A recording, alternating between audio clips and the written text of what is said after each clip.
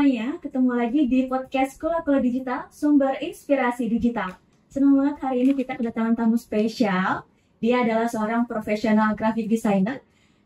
Dia juga seorang founder and creative director dari Studio Full Circle. Dan yang pasti dia juga paling menarik nih ya, dia adalah seorang putri Indonesia Kalimantan Selatan tahun 2025. Siapa dia? Dia adalah Nur Azelia Humani Santang, atau biasa kita kenal sebagai Alma Santang. Halo Alma Santang. Hai. Alma ya dipanggilnya ya? Iya, Apa kabarnya nih? Alhamdulillah baik dan sangat-sangat senang sekali bisa berada di sini di podcast Kula-Kula Digital. Apa kesibukannya sekarang nih, Bang? Kesibukannya sekarang lagi sibuk sebagai seorang founder dan creative director dari studio saya sendiri yang bernama Studio Full Circle. Dan pastinya sekarang juga lagi sibuk mempersiapkan untuk ajang pemilihan Putri Indonesia 2025. Wow, sebelum aku kepoin nih tentang Putri Indonesia, aku mau infoin dulu ke Kula-Kula Digital semuanya. Jadi podcast ini adalah podcastnya BPS DMP Kominfo Banjarmasin, yang mana ini merupakan unit pelaksana teknis dari Kementerian Komunikasi dan Digital RI. Dan yang pastinya di podcast ini kita bakal share tentang hal-hal yang berbau digital, atau juga tentang pelatihan-pelatihan digital yang ada di sini. So, jangan lupa untuk subscribe YouTube kita di BPS DMP Kominfo Banjarmasin. Oke, Ma. Aku nih kepo nih ya. Jarang banget ada graphic designer seorang cewek gitu. Boleh dong, udah berapa lama sih berkecimpung di dunia graphic designer ini? Iya, jadi berkecimpung di dunia graphic design mungkin secara profesional ya dari tahun 2019 saat lulus kuliah. Jadi dari 2019 sampai sekarang kurang lebih 5-6 tahunan secara profesional. Tapi awalnya suka desain itu dari kapan? Oke, jadi sebenarnya suka desain itu mungkin bisa dibilang dari sejak SMA ya. Untuk teman-teman semua, jadi waktu SMA kebetulan aku adalah koordinator seksi bidang 9 OSIS yang bergerak di bidang teknologi informasi komunikasi. Dan biasanya waktu itu kita yang in charge atau responsible untuk bikin desain-desain event sekolah seperti HUT, acara HUT misalnya. Dulu aku di SMA 7 misalnya untuk branding acara HUT Smaven dan acara seminar dan lain-lain, itu branding dan desain dan promosi dan lain-lainnya itu kita yang pegang seksi bidang 9. Dan kayaknya sih dari situlah cintaku terhadap dunia desain itu tumbuh. Tapi keluarga ada yang backgroundnya desain? Keluarga sama sekali nggak ada yang backgroundnya desain. Dan sangat-sangat berbeda. Mungkin aku sebenarnya sangat-sangat bersyukur ya. Aku punya 3 kakak dan 1 dokter, 2 pengusaha. Jadi sebenarnya waktu aku memutuskan untuk mengambil desain agak grogi sih, kayak boleh nggak ya, karena ini beda banget sama kakak-kakak. Tapi alhamdulillah ternyata orang tua sangat-sangat open untuk aku mengejar passionku di bidang desain. Oke, berarti dari SMA terus lanjut kuliahnya di mana? Kuliahnya kemarin di Monash University di Melbourne, Australia. Ngambil Bachelor of Design, majoring in Communication Design. Oke, berarti boleh diceritain nggak perjalanan karirnya dari lulus kuliah sampai sekarang nih? Boleh mungkin diceritain ke Kula-Kula semuanya.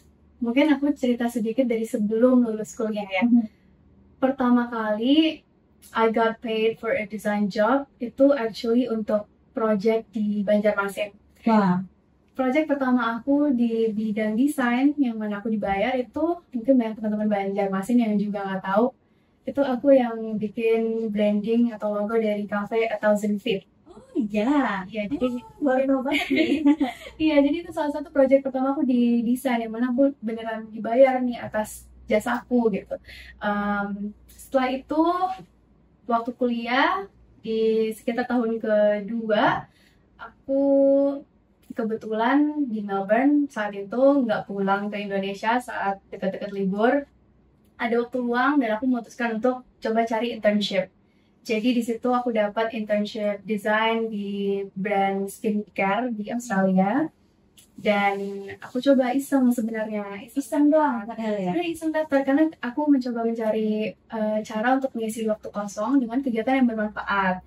Jadi dapat iklan internship itu, aku coba daftar. lalu dipanggil untuk interview, dan alhamdulillah dapat internshipnya. Internshipnya kurang lebih sekitar 10-12 minggu kalau nggak salah waktu itu. Setelah internship, sempat off sebentar, lalu dipanggil lagi sama perusahaan yang sama untuk part-time. Karena saat itu aku masih kuliah, jadi mereka ajak gabung sebagai part-timer, menyesuaikan jadwal kuliahku. Setelah itu, setelah udah lulus, mereka tahu nih aku udah lulus, akhirnya alhamdulillah ditawarin full-time. Dan aku kerja di perusahaan itu lumayan lama sih. Jadi sekitar mungkin 5 tahun ya Kak. Jadi dari 5-6 tahun karirku itu 90%-nya aku habiskan di satu perusahaan itu. Tapi dari semenjak aku full time, aku juga membangun karir freelanceku. Waktu itu belum ada namanya studio full circle, dulu namanya hanya Alma Santang gitu. Jadi aku cari-cari klien luar karena untuk menghindari rasa jenuh di pekerjaan full time itu. Dan ternyata lama-kelamaan aku ngerasa kayaknya lebih asik dan lebih bakal banyak growth-nya if I start my own studio. Jadi akhirnya di pertengahan tahun yang lalu aku memutuskan untuk quit my full-time job dan fokus benar-benar di studio full circle. Oke, berarti kamu langsung diriin studio kamu sendiri. Iya. Apa nih yang menginspirasi Alma untuk mendirikan studio full circle itu? Sebenarnya dari dulu, ever since I went into design school, I always knew that I wanted to start my own design studio. Kalau ditanya orang, sebenarnya end goal-nya apa sih dari kuliah ini? Aku selalu bilang, aku mau punya desain studio sendiri di Banjarmasin. Karena, apalagi waktu zaman aku kuliah ya Kak, industri desain di Banjarmasin atau desain studio di Banjarmasin itu belum banyak. Jadi aku pengen banget menjadi salah satu dari banyaknya orang yang menjadi pioneer atau pengembang dunia desain di Banjarmasin, Kalimantan Selatan. Dari situ sih inspirasi awalnya. Dan kenapa namanya full circle?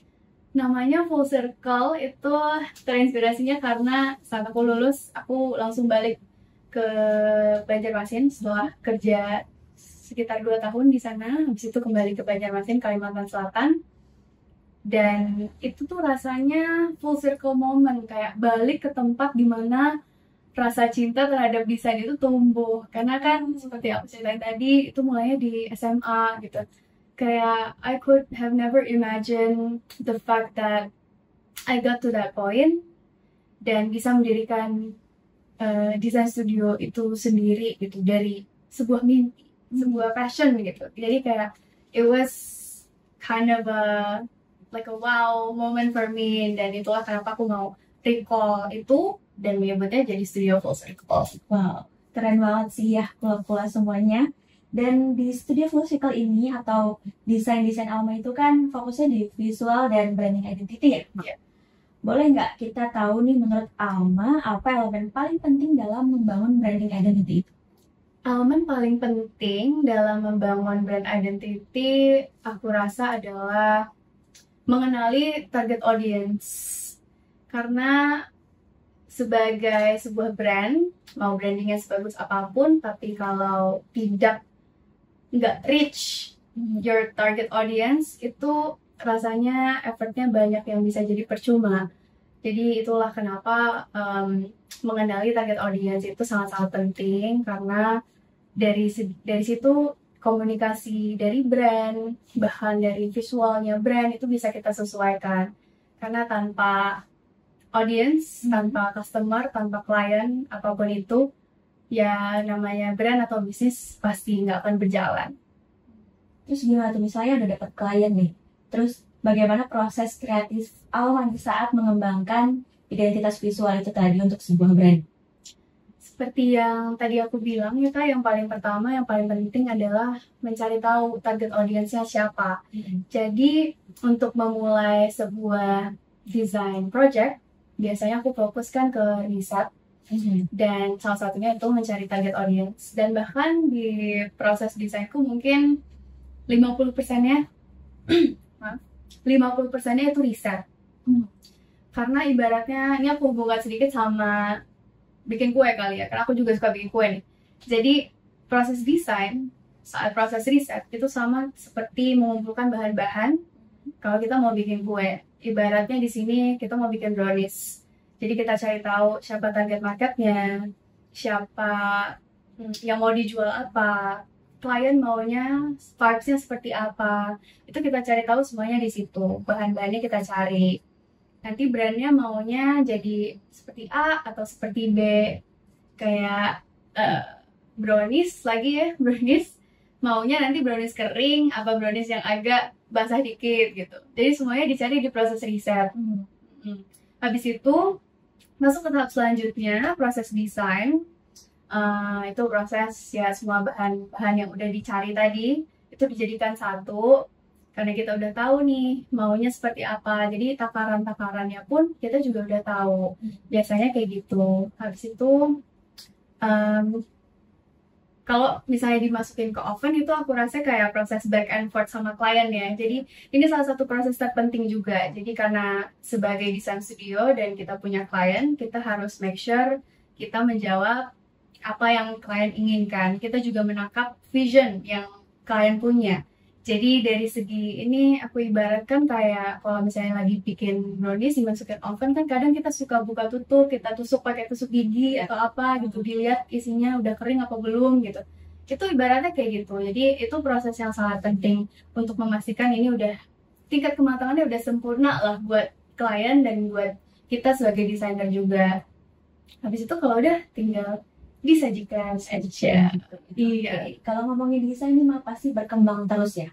Gimana cara Alma tetap relevan sama up to date nih sama tren terbaru? Kalau masalah tren terbaru pastinya lewat sosial media ya, karena semua orang itu sekarang pasti posting di sosial media, portofolio, proses, apapun itu. Jadi dari situ aku belajar banyak soal tren-tren yang happening. Tapi kalau untuk ngomongin visual branding sendiri, di studio Pulsing Girl, I try not to follow design trends so much karena tujuanku biasanya dan ini banyak klien yang minta juga adalah untuk membuat desain yang sifatnya timeless. Jadi bertahun-tahun ke depan pun masih relevan karena kan kadang takutnya kalau kita ngikutin tren itu tahun depan atau bulan depan itu udah kayak kelihatan old school atau udah ketinggalan. Yang kafe tadi kan udah lama banget ya Maya? Iya. Itu ya. Tarzan tuh udah lama banget. Tahun berapa ya itu? Aduh aku sampai lupa. Iya. Kayaknya SMA juga udah ada kayaknya ya? Belum. Itu pas kuliah. Cuma mungkin tahun pertama aku kuliah kayaknya. Oh, tahun pertama udah dapet project. Keren banget. Oke, Mak. Kita ngomongin tantangan dan pengalaman nih. Kita udah baca nih prestasi-prestasi yang Alma dapetin. Salah satunya ada The Design Kids Awards winner 2020. Itu gimana awal mulanya bisa ikutan itu dan akhirnya jadi juara? Again ya, sebenarnya itu berawal dari keisengan. Iseng-iseng aja nih. Iseng-iseng berhadiah. Jadi dari keisengan, aku waktu itu lihat, oh ini ada namanya The Design Kids. Itu seperti organisasi desain. Banyak cabangnya di dunia. Cuman sepertinya di Indonesia sih aku rasa belum ada ya, aku lupa.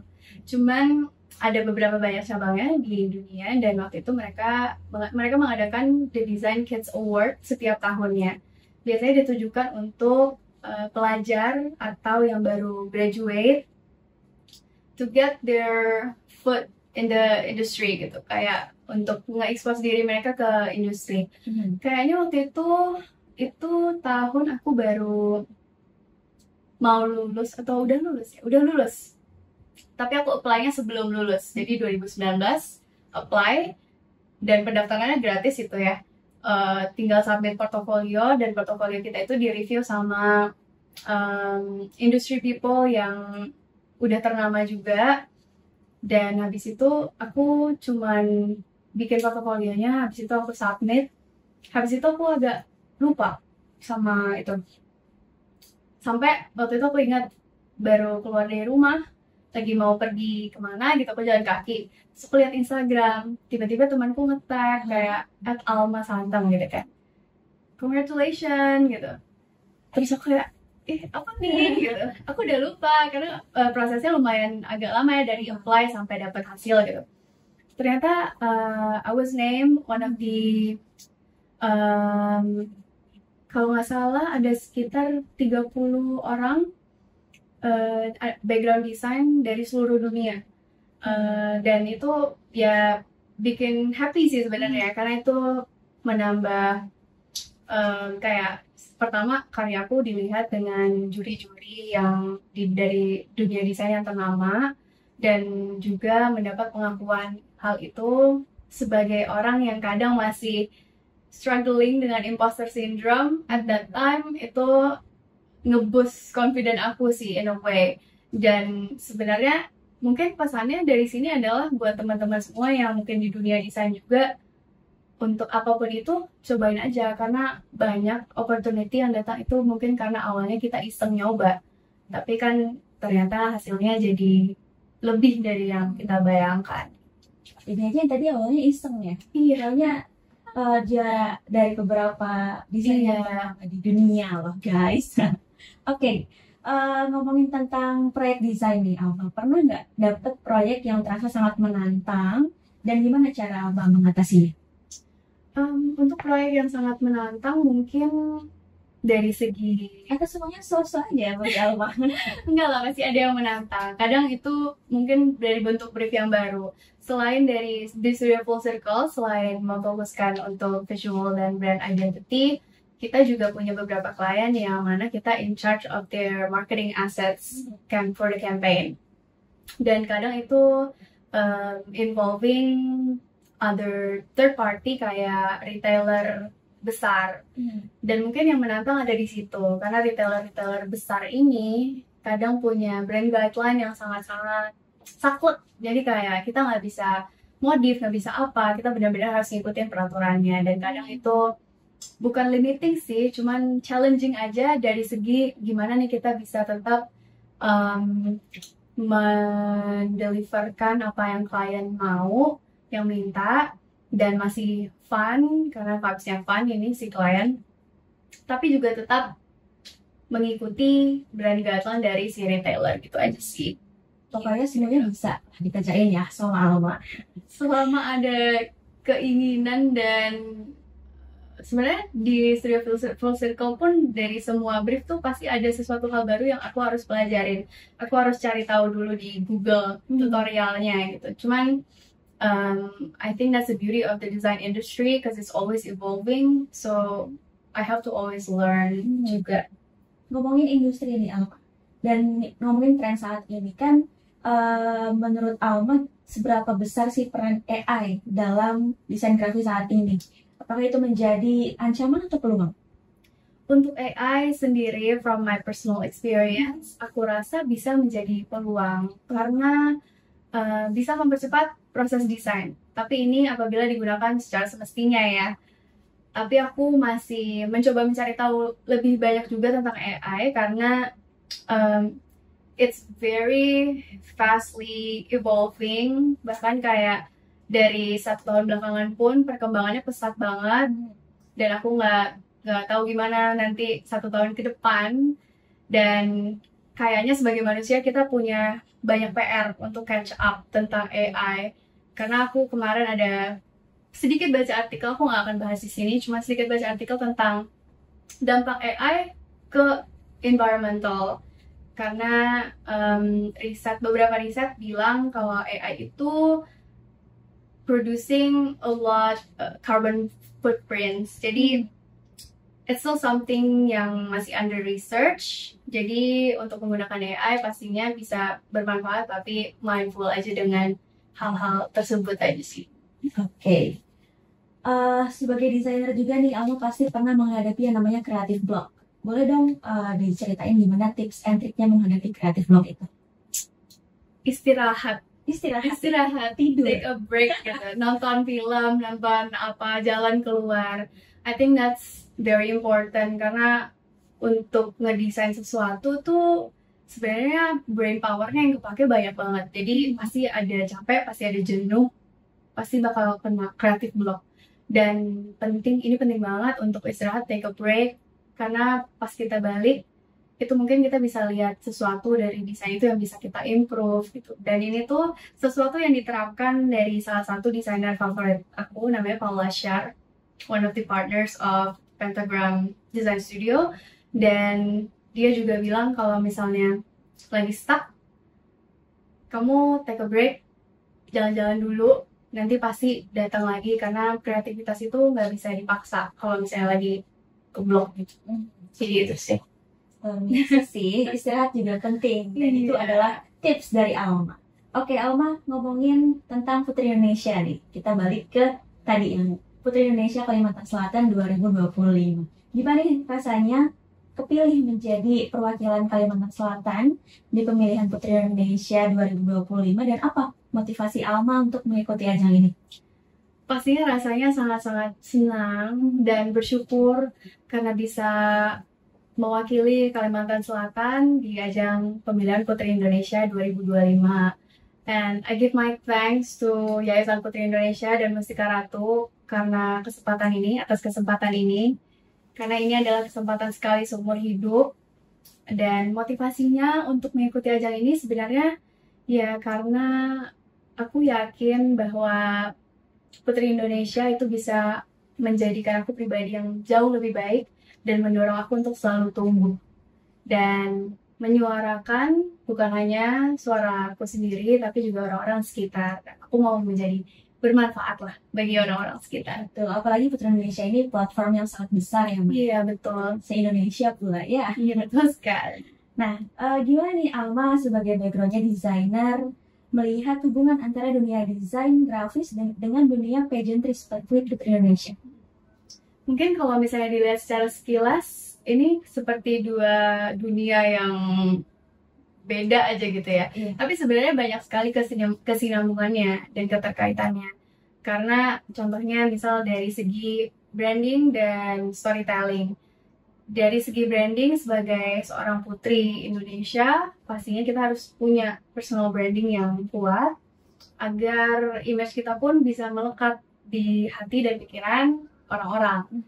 Kalau dari segi storytelling itu penting karena sebagai Putri Indonesia kita juga harus mengangkat potensi daerah kita dan isu-isu sosial yang ada di daerah kita ataupun di Indonesia. Jadi dengan storytelling yang kuat itu kita bisa make sure bahwa pesan kita itu sampai ke para pendengar gitu. Oke, penutup nih, Mbak. Jika ada satu pesan dari Alma untuk para pembisnis tentang pentingnya branding identity, boleh disampaikan? Untuk para pebisnis ya, pentingnya brand identity untuk para pebisnis aku rasa adalah dari segi connection dengan target audience kamu. Seperti yang aku bilang di awal tadi, target audience itu adalah hal yang paling penting dari sebuah bisnis, mau itu bisnis jasa, bisnis barang, ataupun bukan bisnis, ataupun seperti NGO misalnya. Itu sangat-sangat penting karena koneksi manusia itu sampai kapanpun tidak akan pernah terkalahkan. Jadi itu sih, so pay a lot of attention on that. Oke, boleh deh, Ma. Dukungannya mungkin boleh diminta untuk para kula-kula digital semuanya untuk memilih Alma menjadi Putri Indonesia 2025. Ada yang mau disampaikan, boleh? Oke, kula-kula digital, Ulun Alma, perwakilan Kalimantan Selatan di pemilihan Putri Indonesia 2025. Ulun minta dukungan tim dataan supaya dataannya lancar dan bisa memberikan yang terbaik untuk Kalimantan Selatan. Sukses terus untuk Alma. Terima kasih banyak udah mampir ke podcast kita. Dan untuk kula-kula semuanya, jangan lupa dukung Alma menjadi perwakilan Kalimantan Selatan di Putri Indonesia 2025. Tentunya juga kita mau ngajak teman-teman semuanya untuk like, comment, and subscribe di channel YouTube kita, BPSDMP Kominfo Banjarmasin. Dan untuk informasi-informasi lebih lanjut mengenai pelatihan-pelatihan digital gratis, bisa langsung follow Instagram kita di @bpsdmp Kominfo Banjarmasin. Terima kasih Alma, terima kasih Kak. Sukses untuk kedepannya pemilihannya, semoga juara, amin. Dan terima kasih Kulaku Digital semuanya. Sampai jumpa di episode selanjutnya. Bye-bye.